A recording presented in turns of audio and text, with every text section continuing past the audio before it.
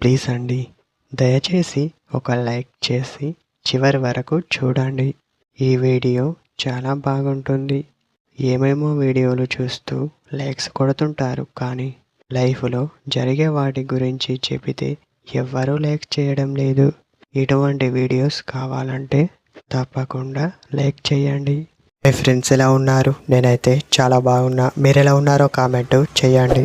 ఇలా చేస్తే ఎలాంటి అమ్మాయి అయినా నువ్వే కావాలి అంటుంది. ఇంతకీ ఏం అనుకుంటున్నావా? ముందుగా తనని పూర్తిగా అర్థం చేసుకోండి. ఆ తర్వాత తను మీలో ఉన్న క్వాలిటీస్ చూస్తుంది. ముఖ్యంగా మీలో తను ఈ రెండు చూస్తుంది. అందులో మొదటిది, మీరు తన మాటలు వింటున్నారా లేదా అని చూస్తుంది. తర్వాత రెండవది, మీలో ఎంతవరకు అర్థం చేసుకునే గుణం ఉందో చూస్తుంది. అలానే చేస్తుంది. మీరు అపార్థం చేసుకుంటే తను మీ నుండి వెళ్ళిపోయేందుకు ఆస్కారం ఉంటుంది అని చెప్పవచ్చు.